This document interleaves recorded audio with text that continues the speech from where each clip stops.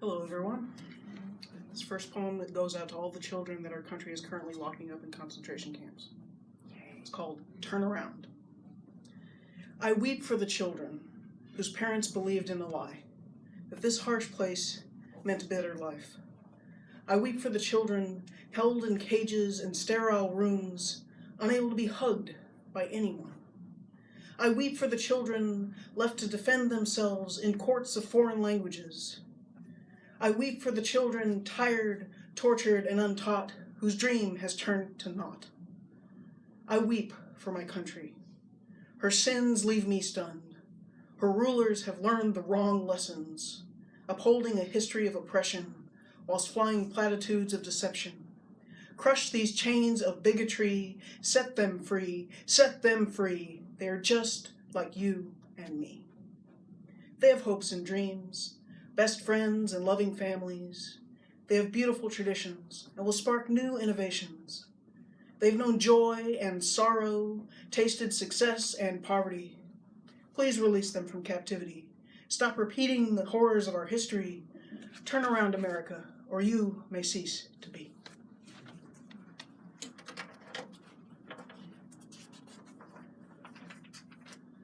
I'm Jewish, and I'd like to read you two poems that I wrote after the Pittsburgh shooting.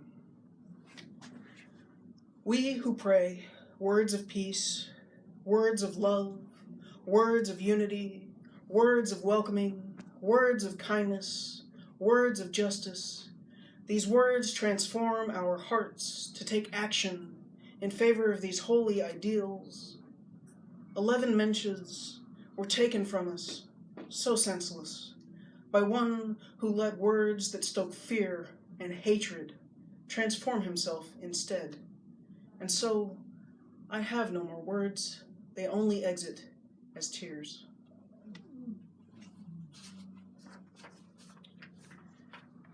The first thought I had when that happened was, that could have been me, because I'm a regular at my synagogue, and those were the people that were shot.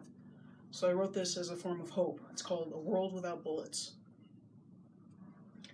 You say to yourself, reading the newspapers, that could have been me. We must not let it change us for the worse. We must not hide ourselves from the beauty that life has to offer. We must not allow fear to stop us from getting an education, worshiping in our sanctuaries, enjoying live music, watching films upon the big screen, dancing the night away, working at our professions, eating out at restaurants, hanging out at the local mall, competing in gaming conventions, or seeking medical treatment. We must continue to be defiant in the face of fear by enthusiastically participating in life. We must demand a world where it is safe for all people to live their daily lives. A world where the weapons of war cannot be purchased at your local drugstore. A world where those with power cease to close their ears, ignoring all of our tears. Stop offering up empty words with a side of inaction while people continue to die. Stop giving in to the demands of the greedy, for you are sanctifying the hatred of the unhinged rather than acting that their deaths be avenged. For all their sakes, we must demand peace, live peace, breathe peace, be peace. We can have a world free of bullets, but it's up to you to get it.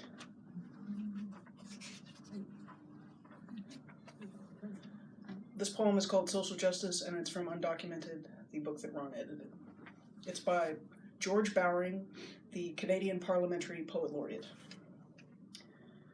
Social, without socialism, is just a friendly dance, or being polite, or something like bees.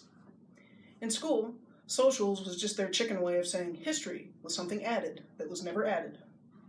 Social eyes are what you wear in your face when you mingle with intention to make a sale down the road.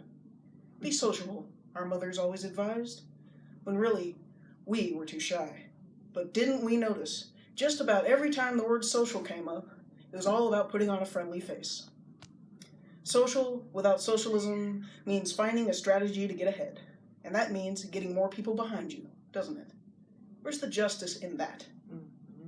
Just fix your eye on high society.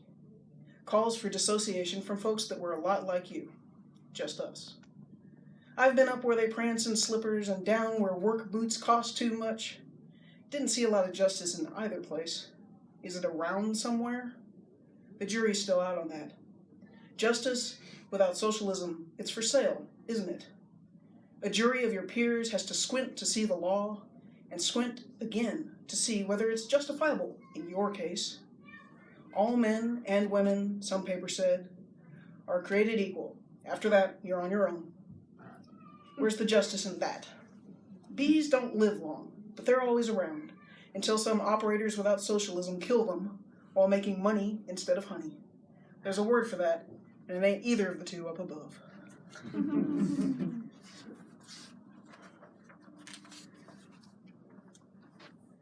This next poem is called Listen. Listen, listen, do you hear that? Our mother, she is calling. She weeps with a broken heart.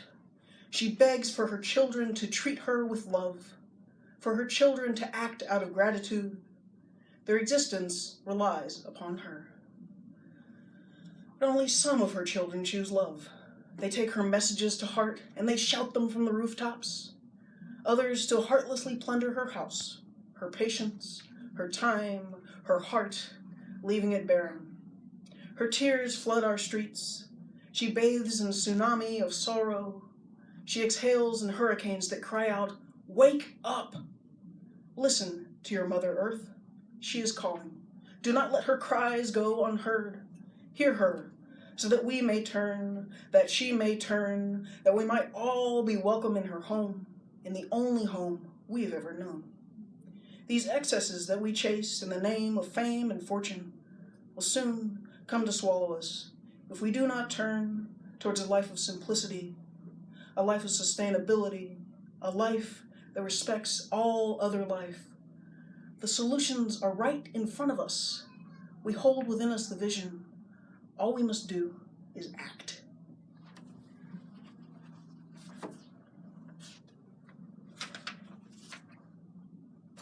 This is my last poem. It's been a pleasure to read for you today. This one's called Plowshares. It's a poem filled with lies that I wish were true. I awoke this beautiful morning to witness an amazing sight. The nations have laid down their arms. Their peoples will no longer fight. The evil dictator tyrant died of heart attacks, mysteriously, overnight. The swords have been beaten to plowshares. The guns are museum pieces now. The nukes have been dismantled and the tanks have rusted down. Estranged lovers and parents with children long since left now embrace their differences and hold tight to each other's breast. On this day, no innocents died. The children are all healthy. On this day, no mothers cried. With peace, we are all wealthy. The doctors now have magic pills. Cancer and AIDS are no more. Starvation and homelessness are a thing of the past. And we each have more than we need. Religions now work together in peace, each praising God in their own way. Differences are accepted and celebrated, and not a single mouth preaches hate. No politicians are bought off. They all improve the world. No tornadoes strike the plains, and no tsunamis wreck the shores. The earth no longer quakes. The sunset and sunrise paint love in the sky, and rainbows adorn the lakes. Thank you very much.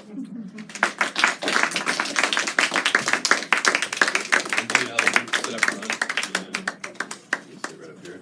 We're gonna have all the poets come up now. We're gonna go into the Q&A part.